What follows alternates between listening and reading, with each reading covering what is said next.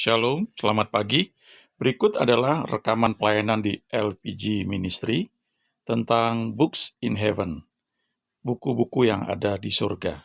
Ingat baik-baik bahwa Tuhan kita adalah Tuhan yang baik. God is good all the time.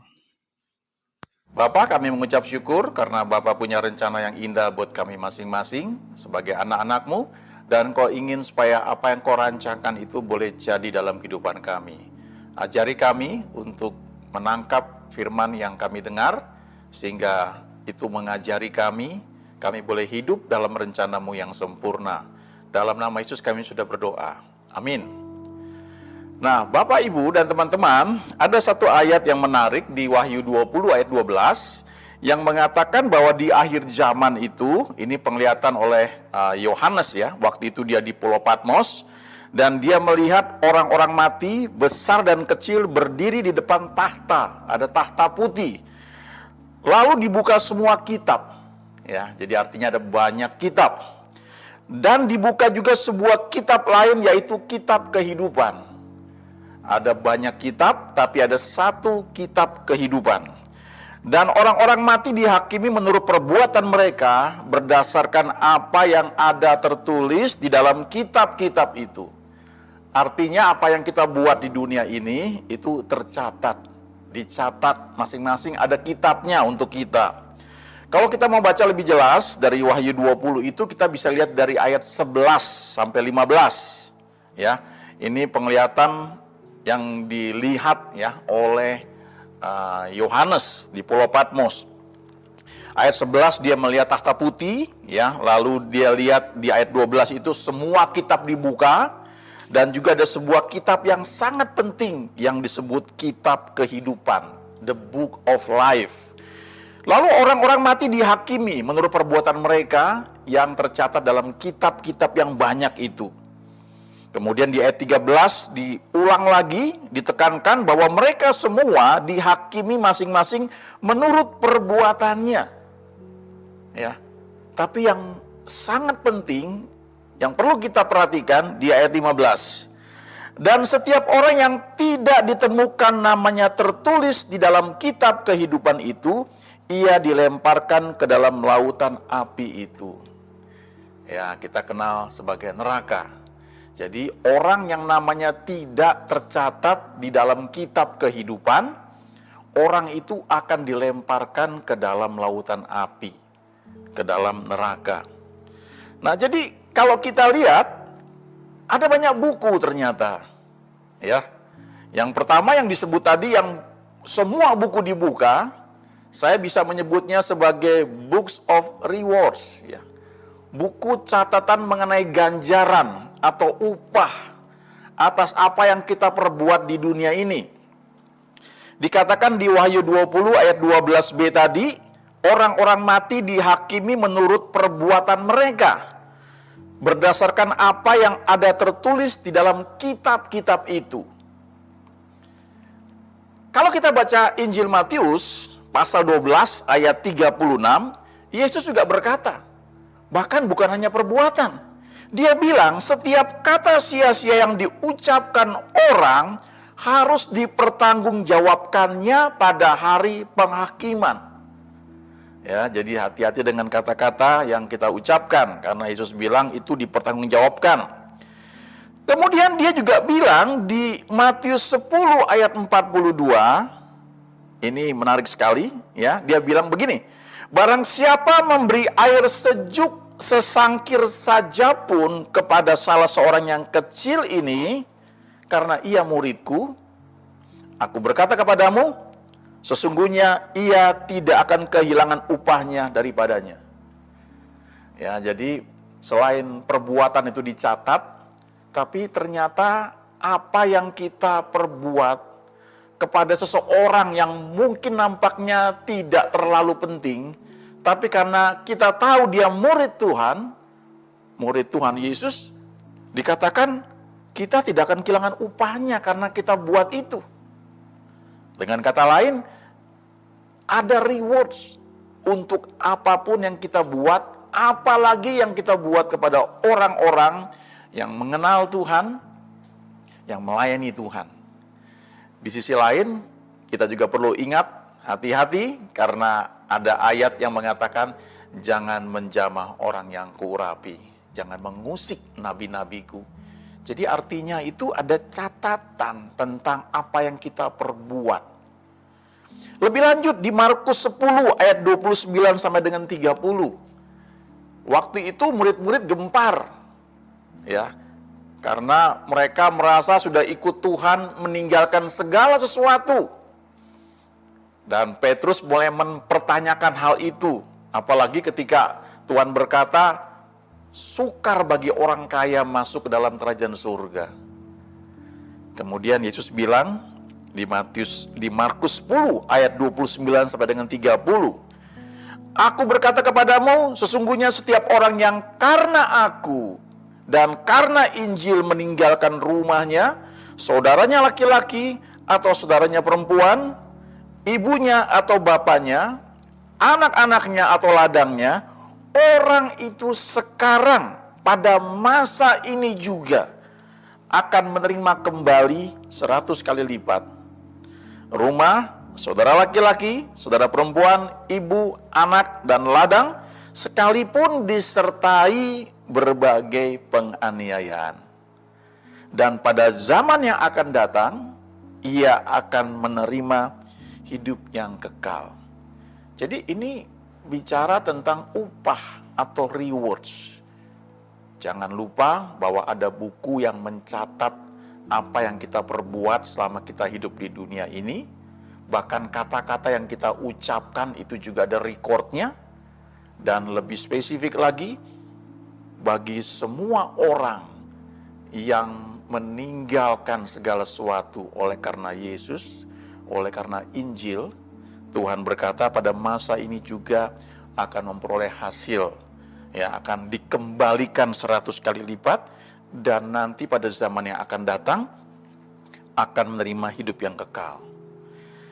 Tapi berikutnya yang paling penting adalah buku kehidupan, dan itu cuma satu, karena dikatakan dibuka juga sebuah kitab lain, satu buah, Wahyu 20 ayat 12, dan itu adalah Book of Life, the Book of Life, buku kehidupan atau kitab kehidupan. Dijelaskan di Wahyu 20 ayat 15, setiap orang yang tidak ditemukan namanya tertulis di dalam kitab kehidupan itu, ia dilemparkan ke dalam lautan api. Jadi kalau buku rewards itu bicara soal upah, soal ganjaran, tapi yang jauh lebih penting adalah buku kehidupan. Apakah kita tahu, percaya, yakin nama kita ada di sana? Itu buku berisi daftar nama. Orang yang namanya tercatat di situ akan masuk surga. Sekian tahun yang lalu ada seorang hamba Tuhan, dia cerita, ya. Dia hadir di satu kebaktian, di satu kantor kontraktor milik seorang anak Tuhan juga. Lalu di persekutuan itu ada satu orang mandor yang bersaksi. Dan mandor ini bilang begini, sekian tahun yang lalu, ya, saya meninggal, ya, saya lupa penyebabnya apa, tapi yang jelas dia meninggal, dia mati, ya, dan waktu dia mati, tiba-tiba dia sadar, dia dibawa oleh dua orang yang berjubah hitam, dan dia takut sekali, ya, dan dia meronta-ronta, tapi dia nggak bisa berbuat apa-apa. Lalu diajak naik perahu, menyeberangi suatu seperti danau begitu, dan sampai di seberang. Lalu tiba-tiba dia merasa di satu pulau, di depannya itu ada gerbang yang bercahaya sekali, sehingga dia nggak mampu untuk melihatnya. Dia cuma tertunduk saja. Tapi dia merasa bahwa ini gerbang surga. Tapi dia merasa tubuh dia kotor. Dia ingin di situ, tapi dia merasa tidak layak. Dan ketika gerbang itu terbuka, tiba-tiba dia sudah berada di hadapan suatu tahta, ya, satu meja besar begitu, dan ada satu orang berjubah putih di hadapan dia, dan di atas mejanya itu, ya, itu ada buku besar. Dan orang berjubah putih ini bertanya kepada mandor ini yang mati itu, namamu siapa? Dan dia sebutkan namanya, Lalu orang berjubah putih ini buka satu persatu halaman buku yang besar itu, dia urutkan terus sampai terakhir. Dan orang berjubah putih itu bilang begini, namamu tidak ada di buku ini.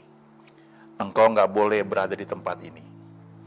Langsung dua orang berjubah hitam itu menarik mandor ini, dan mandor ini ketakutan. Tiba-tiba dia sadar bahwa kalau dia ditarik dari tempat itu, dia akan dibawa ke neraka. Dia sadar bahwa inilah pintu gerbang surga dan inilah tempat yang sebenarnya dia rindukan. Lalu dia meronta-ronta, ya. Tiba-tiba dia bilang, dia merasa semua perbuatan baik yang dia lakukan, rasanya dia cukup baik, dia bukan orang jahat, itu tidak membuat nama dia tercantum dalam kitab tersebut. Dan lalu setelah dia meronta-ronta, dia bilang, tolong, saya mau tinggal di sini, saya mau di sini.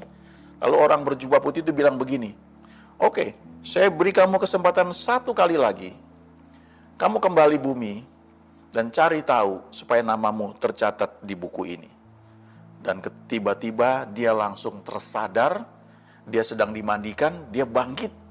Dan orang-orang yang memandikannya itu lari semua karena kaget, ini orang mati bangkit. Lalu dia setelah bangkit, dia pergi ke teman-temannya, dia tanya semua pemimpin agamanya yang dia kenal. Dia ceritakan pengalaman dia, tidak ada satupun yang bisa memberi saran ya tentang pengalaman dia itu ketika dia mati, ya, yang seperti mimpi itu.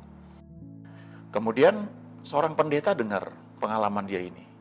Lalu pendeta ini panggil mandor ini dan dia tunjukkan Wahyu 20 ayat 12 dan ayat 15. Dan ketika dia baca, setiap orang yang tidak ditemukan namanya tertulis di dalam kitab kehidupan itu, ia dilemparkan ke dalam lautan api itu. Lalu mandor ini gemetar dan dia bilang, saya sudah lihat barangnya seperti apa.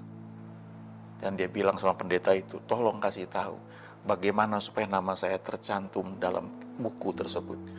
Lalu pendeta ini membimbing mandor itu untuk terima Tuhan Yesus. Dan dia menjadi ciptaan baru. 2 Korintus 5:17 berkata demikian, siapa yang percaya pada Yesus di dalam Kristus menjadi ciptaan yang baru. Yang lama sudah berlalu, yang baru sudah datang. Dia menjadi anak-anak Allah. Dan lalu dia bertumbuh dalam persekutuan, dia mengasihi Tuhan, dan dalam persekutuan tersebut dia ceritakan pengalamannya. Jadi memang itu real sekali.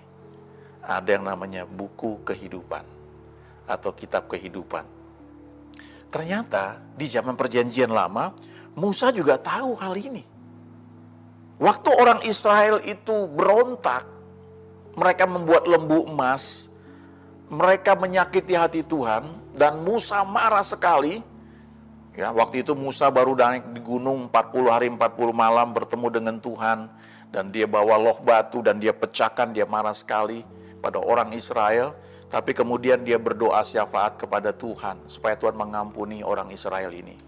Dan dia berdoa, salah satu bagian doa yang dia naikkan ada di Keluaran 32 ayat 32. Dia bilang begini, tetapi sekarang kiranya engkau mengampuni dosa mereka itu, dan jika tidak, hapuskanlah kiranya namaku dari dalam kitab yang telah kau tulis.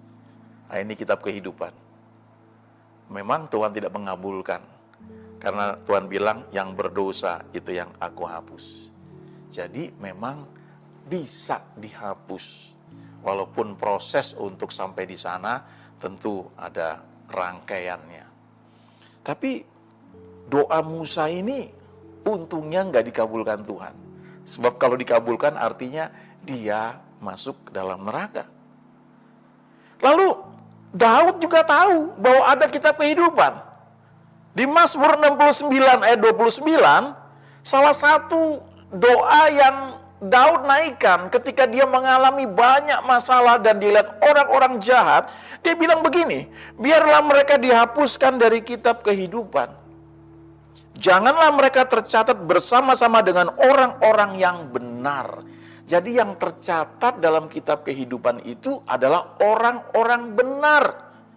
Kalau di perjanjian baru itu orang yang dibenarkan karena percaya kepada Yesus. Roma 3 ayat 23 berkata, semua orang telah berbuat dosa dan telah kehilangan kemuliaan Allah. Tetapi oleh karena kasih karunia dibenarkan dengan cuma-cuma karena percaya pada Yesus. Kita bisa baca itu di Roma 3 ayat 24, di Roma 5, dan banyak ayat lagi yang menunjukkan bahwa orang dibenarkan karena percaya kepada Tuhan Yesus. Kita baca surat-surat Paulus kepada jemaat di Roma, di 1 Korintus, 2 Korintus, ya. Di surat-surat dia selalu mengatakan kepada orang-orang kudus yang ada di Korintus. Nah, itu orang-orang yang dikuduskan, orang-orang yang dibenarkan karena percaya pada Yesus. Itu bicara soal justification, itu bicara soal pembenaran, roh yang lahir baru. Itu bicara bukan soal sanctification, soal jiwa yang membutuhkan proses. Tapi ketika seorang lahir baru terima Tuhan Yesus, maka dia itu dibenarkan, dan lewat roh yang sudah lahir baru itulah dia bisa menyembah Tuhan. Paulus juga tahu tentang buku kehidupan, karena dia bilang di Filipi 4 ayat 3, dia sebutkan beberapa teman mereka, dia sebutkan nama Sun Sugos, dikatakan orang ini bersama-sama dengan orang-orang lain, bersama-sama dalam pekabaran Injil, juga dengan Clemens dan kawan-kawan sekerja yang lain, yang nama-namanya tercantum dalam kitab kehidupan. Ya, Paulus tahu ini, ya. Nah, itu yang paling penting, buku kehidupan. Bapak, Ibu, teman, boleh rajin pelayanan, ya, boleh berbuat baik, memberikan banyak, ya, mungkin menolong orang lain, setengah dari hartanya diberikan kepada orang miskin sama seperti Zakheus. Tapi soal nama tercantum dalam kitab kehidupan, itu adalah soal orang-orang yang dibenarkan. Karena tidak seorang pun yang bisa memenuhi standar Tuhan untuk menjadi orang benar, hanya oleh Yesus. Ketika percaya kepada Yesus dibenarkan, ya, menjadi orang benar, jadi orang kudus. Berikutnya ada buku yang saya menyebutnya blueprint. Itu books of God's plans, ya. Jadi buku-buku tentang rencana Tuhan buat kita masing-masing. God has the most amazing plan for you. Allah punya rancangan yang paling bagus, paling baik, paling menakjubkan buat kamu. Dia katakan itu di Yeremia 29 ayat 11. Dia mengatakan, aku ini tahu rancangan-rancangan apa yang ada padaku mengenai kamu. Dan itu rancangan yang baik untuk memberi hari depan yang penuh pengharapan. Kemudian Daud juga tahu. Karena di Mazmur 139 ayat 16, dia berkata, matamu Tuhan melihat selagi aku bakal anak, dan dalam kitab-Mu semuanya tertulis hari-hari yang akan dibentuk sebelum ada satu pun daripadanya. Ya, itu blueprint rencana Tuhan. Tapi apakah itu bisa terjadi otomatis? Tidak. Itu butuh kerjasama dari kita.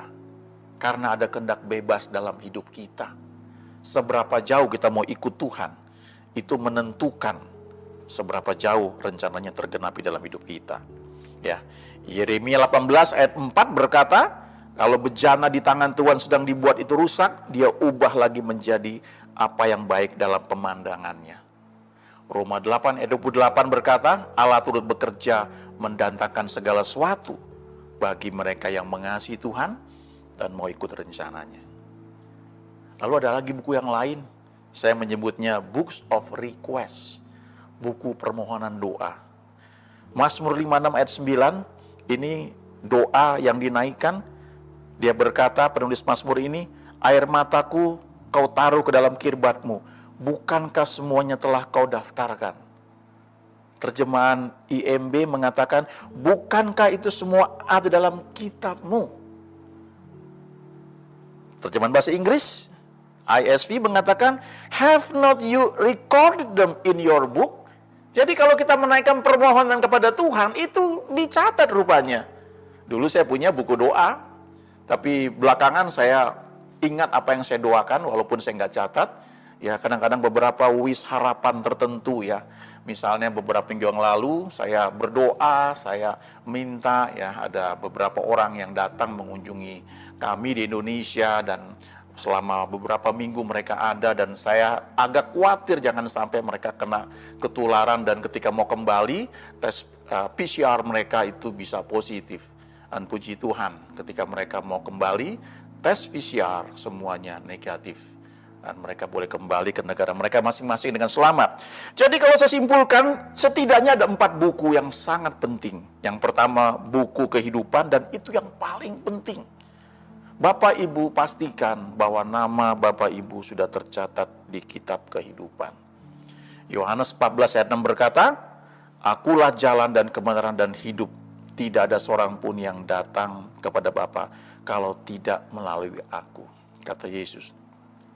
Yang kedua ada buku ganjaran, Books of Rewards. 1 Korintus 15 ayat 58 berkata, kalau kita melakukan segala sesuatu dalam persekutuan dengan Tuhan, jerih payah kita tidak pernah sia-sia.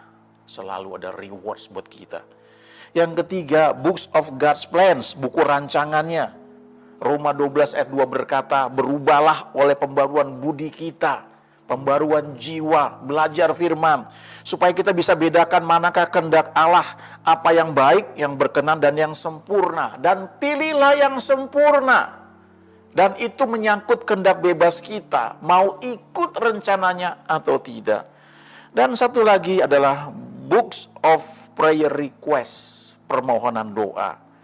Yohanes 15 ayat 7 berkata, "Jikalau kamu tinggal di dalam aku dan firman-Ku tinggal dalam kamu, mintalah apa saja yang kamu kehendaki dan kamu akan menerimanya." Bapak Ibu, dari 4 buku ini semuanya penting ya. Tapi yang paling penting adalah buku kehidupan. Ada penjahat di samping Yesus ketika ia disalibkan. Yang satu menghujat Yesus, menghina Yesus, walaupun sedang menghadapi hukuman yang sama. Tapi temannya bilang begini, "Yesus, ingatlah akan aku apabila engkau datang nanti sebagai raja." Dan Yesus berkata, "Aku berkata kepadamu, hari ini juga engkau bersama dengan aku di Firdaus." Saat itu juga, detik itu juga, namanya tercatat dalam kitab kehidupan. Dia Books of Rewards-nya nggak sempat diisi dengan hal-hal yang baik. Dia nggak dapat banyak hadiah karena kehidupannya mungkin jahat. Entah mungkin ada beberapa hal yang baik ya. Tapi yang paling penting, detik-detik terakhir ternyata namanya tercatat dalam kitab kehidupan. Kalau Bapak Ibu belum terima Tuhan Yesus, saya mau ajak doa nanti di akhir firman Tuhan. Tapi yang berikutnya, dan bagi Bapak Ibu yang sudah mengenal Tuhan Yesus, coba belajar untuk merelakan hidup ini dibentuk oleh Tuhan, supaya kita bisa mengikuti rancangannya yang indah, yang paling cocok buat kita masing-masing. Dan dalam persekutuan kita dengan Tuhan, Tuhan itu baik. Dia care, dia peduli sama kita. A wish, secret petition pun dia perhatikan. Kalau kita membangun hubungan dengan dia, sampai keinginan yang kelihatan sepele pun dia peduli. Saja kita berdoa. Bagi Bapak Ibu teman yang belum terima Tuhan Yesus ya, dan saat ini mendengar firman ini, mungkin ini kesempatan yang belum tentu akan datang kembali dalam hidup Bapak Ibu atau teman yang mendengar. Mari naikkan doa bersama-sama saya. Tuhan Yesus, saya buka hati saya menerima Engkau sebagai Tuhan dan Juru Selamat. Bawa saya menjadi anak-anak Allah. Jadikan saya domba-domba-Mu yang mendengar suara-Mu. Ubah hati saya menjadi penurut, dan saya mau belajar mengikuti rancangan-Mu, supaya saya menerima yang terbaik, hidup dalam rencana-Mu yang sempurna, dan setiap hal yang saya lakukan tidak pernah sia-sia, karena saya melakukan dalam persekutuan dengan Tuhan. Dan saya juga belajar untuk menaikkan permohonan saya, sehingga apapun yang saya naikkan dalam nama Tuhan Yesus, saya menerimanya, karena saya tahu Tuhan saya mengasihi saya. Dalam nama Yesus saya sudah berdoa. Amin. Tuhan berkati.